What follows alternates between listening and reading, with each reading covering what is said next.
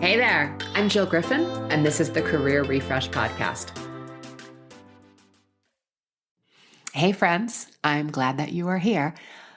I still have the remaining dregs of COVID, so you may hear my voice sounds a little bit different, but I'm doing great. And I wanted to get back and talk about friends this week. Many of us have been fortunate enough to have friends in our workplace. There's something like 75% of Americans say that they've made at least one friend through work. There's also a stat that says that 1 in 3 relationships, and we mean romantic relationships or marriages, have resulted from office relationships. So, okay, maybe not a friend per se, but or more like a friend with benefits. I always think it's interesting when I hear that now to say like, okay, so the working from home trend, how is this going to shape? Where is this going to go? Where are those connections now going to be made? Super interesting. And then I read a recent National Society of High School Scholars survey, which was more than 11,000 high school students and college-age Gen Zers, said that only 23% of them said that remote work was important. And the main reason was because they feel like they're missing out on friendships, important networking and career development opportunities, and they want to build these lasting relationships. All right, so friendships, we get it. It's important. And you probably learned this from Sesame Street. And some of my greatest friendships have developed from the workplace, from camaraderie to guidance, from strategic sparring partners to, cube mates who help me blow off steam after a long day or a big win, or sharing important information that was never going to be put in a company memo. Sometimes they also helped me fix some whacked thinking or rethinking about a situation. Workplace friends are vital. And workplace relationships can be sculpted to transcend just the office relationship, and they can become lifelong friends. In July of 2022, Emma Goldberg wrote a great piece for the New York Times about the magic of those first workplace friends. And it was such a warming read because it reminds me of some of those beautiful relationships I made early on. I'm going to put the link to that in the show notes. However, when does someone transcend from being a workplace friend to an actual all the time, I got your back, ride or die friend? And that's what I want to talk about today. So most people assume that workplace friendships lead to positive organizational and personal outcomes because, again, they drive connection, culture, morale, and output. And what we often don't talk about is when a workplace starts to feel like high school drama, where there's competition and back channeling and gossip and betrayal, and there's so much of it that would make your head spin. And yeah, we would call that toxic, but you may want to consider, transferring out of that department or leaving the company. But realistically, not everyone can do that. And if you can do it, it still take some time before it's possible for you to get into a new department. So what do you do when you're in the waiting game, which I call the hallway? Well, engaging in mutual self-disclosure creates a feeling of bonding and quick friendship. You're standing up a team, you're working intensely, moving fast, and there's a lot of information coming at you. Having a team where you can cross-share nuanced information can be vital to everyone's success.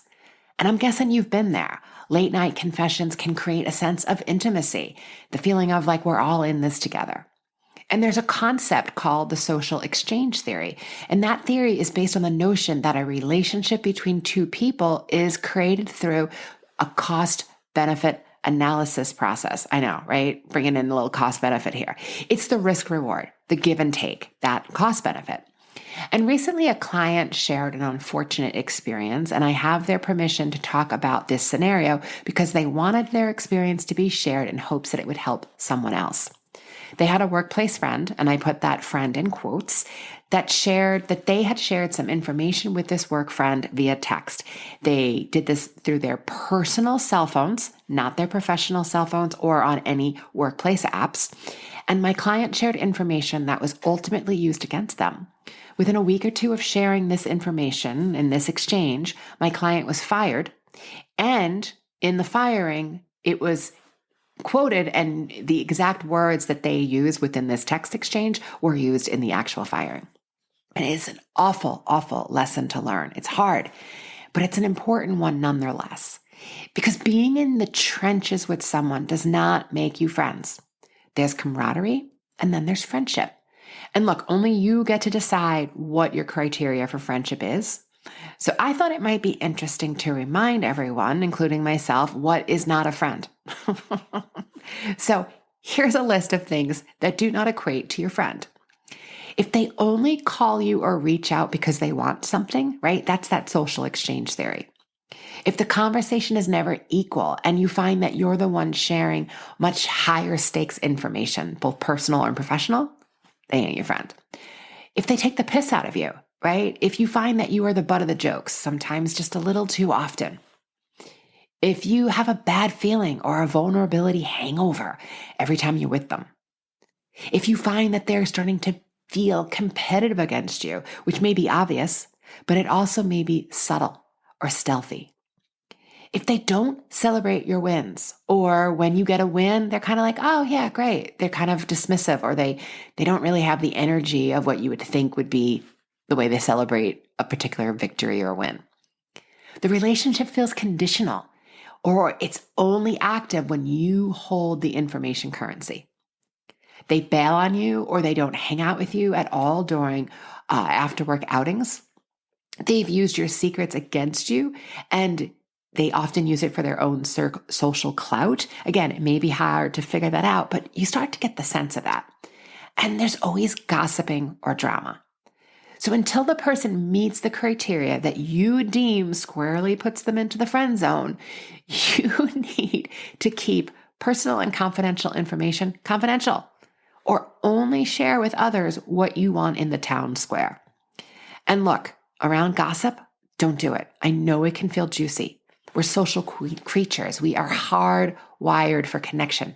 And gossip is often viewed as a cultural learning, right? It's where we learn what's socially acceptable and culturally acceptable within our organization and what's not. But talking about colleagues and possessing secret information about another person gives you a false sense of power. And we know that karma can be a bee. So when you spread it about others, at some point, it is going to be spread about you. And if you're not okay with it, don't engage. Don't stay in the chat. Leave the water cooler conversation, leave the table, leave the bar, or you know what? Pick up your phone, go back to your work. Don't engage. Early on in my career, I was out for drinks with colleagues and I left because, I need to sleep. And the next day I found out that they had engaged in a verbal takedown of the company leadership. And there was someone there who overheard them and told the CEO. And the next day I came into the office and they were all fired. So you want to really be thinking about, again, what you are saying in public in the town square. And don't use last names. It's one of my big personal pet peeves that people are in public using last names or they're sharing confidential information in public. I can't tell you how many times I have read confidential report or business plans on planes in the airport. If any of you are in New York, the Marine Air Terminal, it would be like a bevy of people talking about first names and last names and, who they're meeting with and clients flying out from New York to either Boston, Chicago, or DC. And you know those. So people are sloppy. Don't be that person. Don't be dumb. All right. That's not about workplace friends, but it does connect to gossip and, well, heck, it fit within this conversation. So just a little friendly reminder. All right, my friends, I wanted to tell you also about a new program that I am launching called the Career Accelerator Group Coaching Experience. Basically, I built this based on what I wished I had when I was in leadership positions, and I was equally eager to dive into personal development. I crave this sort of spiritual or universal connection, and I didn't feel like many of the communities I found that I could be part of because I was too corporate and they felt a little too woo. And I firmly believe that in order to build on universal wisdom and to take that wisdom to, lead teams, lead projects, have creativity, make money, create an impact, there was a way of tapping into that higher consciousness. So if you're interested and you're looking for a way to tap into your own higher consciousness to help you really focus, create the best decisions for you, be super creative, I'm going to drop a link in the show notes to give you the information to get on the list because the program is going to be starting soon and I'd love to have you there. All right, friends, as always, here is to possibility and I'll see you next time.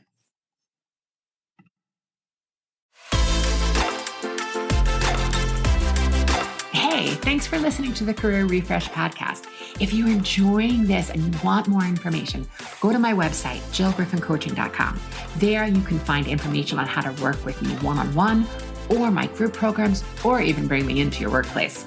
I'll put the link to my website in the show notes. But hey, listen, before you go, do me a favor, rate and review this podcast because it definitely helps me get the word out to people everywhere so that they can also thrive in the workplace. All right, friends, I appreciate you. I'll see you soon.